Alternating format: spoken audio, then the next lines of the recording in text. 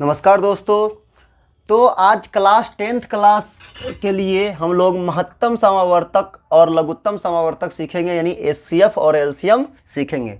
जो भी बच्चे 10th क्लास में है उनके लिए ये क्वेश्चन एचसीएफ और एलसीएम से पक्का एक question 10th class Bihar board हो या सीबीएसई हो आता ही आता है, इसलिए एचसीएफ और एलसीएम आना चाहिए। तो सबसे पहले हम लोग एचसीएफ सीखेंगे। एचसीएफ क्या होता है? एचसीएफ को हम लोग हिंदी में महत्तम समावर्तक कहते हैं, इंग्लिश में हाईएस्ट कॉमन फैक्टर कहते हैं।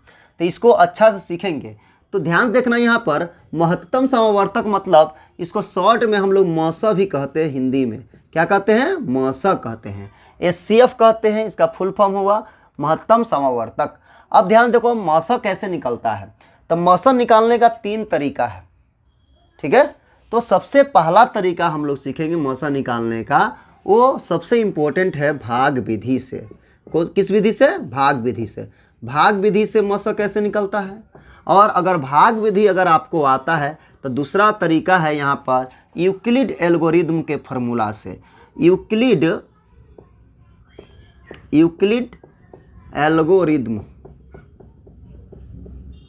एल्गोरिदम विधि से हम लोग मसा निकालने के लिए सीखेंगे। तीसरा तरीका है यहाँ पर मसा निकालने का अभाज्य गुणनखंड विधि से। अभाज्य गुणनखंड विधि से मसा निकालने के लिए, ठीक है। अब बताओ, अगर जिस बच्चा को भाग विधि से मसा निकालने आता है तो उसको यूक्लिड एल्गोरिदम विधि से आएगा ही आएगा, क्योंकि इसी का ये रूप रहेगा, ठीक है। ये विधि आएगा तो ये आपको आएगा। तो इसीलिए सबसे पहले हम लोग भाग विधि सीखेंगे, उसके बाद यूक्लिड एल्गोरिदम विधि सीखेंगे, ठीक है। अब ध्यान देखो, तो ये 3 विधि से हम लोग एचसीएफ और एचसीएफ निकाला जाता है। सबसे पहले एचसीएफ बनाएंगे, फिर एलसीएम बनाएंगे। तो देखो भाग विधि से एचसीएफ कैसे निकाला जाता है, ध्यान देखिएगा। यहाँ पर ध्यान देखो, यहाँ पर सबसे पहला जैसे क्वेश्चन रहेगा आपको कि 15 और 20 का एचसीएफ ज्ञात करें। एचसीएफ ज्ञात करें। 15 और 20 का बोलेगा एचसीएफ ज्ञात करें, ठीक। तो इन दोनों में जो छोटा नंबर रहेगा उससे बड़ा नंबर में डिवाइड करेंगे। ये भाग विधि से हम लोग सीख रहे हैं। तो जो छोटा नंबर है 15 से हम बड़ा नंबर में भाग देंगे, 20 में भाग देंगे, ठीक है। ध्यान से देखेंगे तो हम इजी वे में। अब 15 से 20 में भाग देंगे तो बताओ एक बार में 15 लगेगा। अब ध्यान से देखना यहाँ पर, तो यहाँ शेष आपका 5 बच जाएगा, ठीक है। ये तो भाग सबको आता होगा। गौर से देखते रहिएगा, ध्यान से देखते रहिएगा और एकदम इजी तरीका से समझिए। अब यहाँ जो शेष बच जाता है दोस्तों, ये जो शेष बचा है उसको फिर इससे इस 5 को ऐसे घेर देते हैं और यहाँ जो 15 था उसको यहाँ उतारते हैं। अब बताओ ये 5 से फिर अब 15 में डिवाइड दो तो कितना बार में लगेगा? 3 बार में लग जाएगा 15। ये पूरा कट जाएगा। तो जिस संख्या से, जिस नंबर से लास्ट लास्ट नंबर पूरा कटता है, तो बताओ इस 5 से ये 15 पूरा कट गया है, तो इसका मतलब एचसीएफ जो होगा एचसीएफ वो 5 होगा। तो लिखेंगे एचसीएफ कितना हो जाएगा?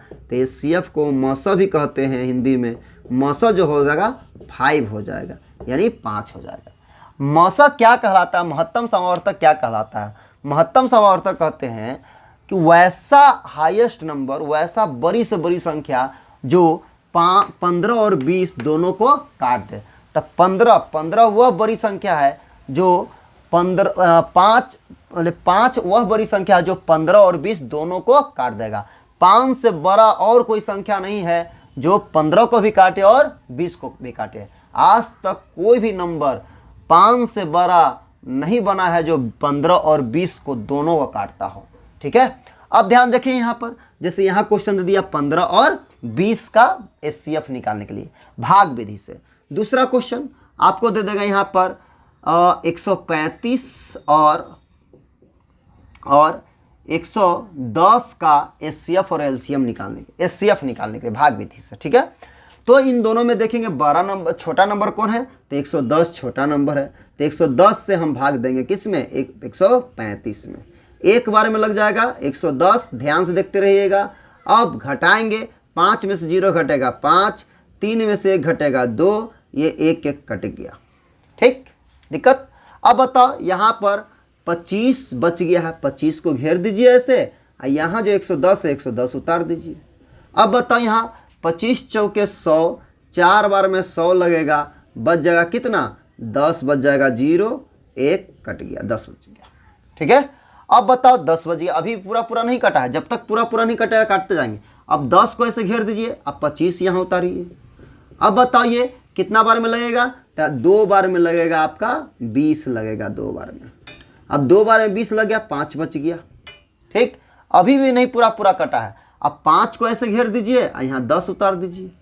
अब बताओ 2 बार में लग जाएगा आपका 10, पूरा पूरा कट गया।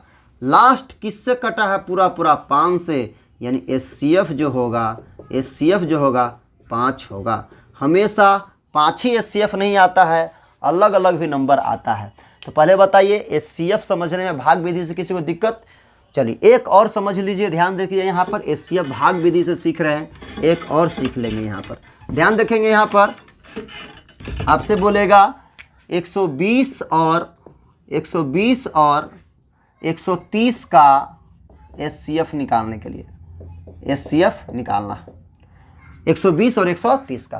तो बताओ इन दोनों में छोटा कौन है, तो छोटा नंबर देखो 120 है, तो 120 से डिवाइड देंगे 130 में, एक बार में लगेगा 120। बताओ कितना बच जाएगा, तो ध्यान दीजिएगा 0 0 0 घट गया, 3 में से 2 घटेगा, 1 बच गया, यहाँ पर कट गया। अब बताओ यहाँ 10 है, तो 10 को घेरे, 120 को उतारे। अब बताओ ध्यान देखो यहाँ पर बताओ एक बार में लग जाएगा आपका 10, यहाँ बच गया कितना 2, और यहाँ 0 उतारे। अब ध्यान देखो यहाँ पर 0 उतारे तो यहाँ 20 हो गया, 10 दूनी 20 लग जाता है। तो पूरा पूरा 10 से पूरा पूरा कट गया। डायरेक्ट 12 से भी लगा सकते थे 120, पूरा पूरा 10 से कट गया है ये, तो लास्ट 10 से कटा है, यानी HCF जो होगा वो 10 होगा आपका।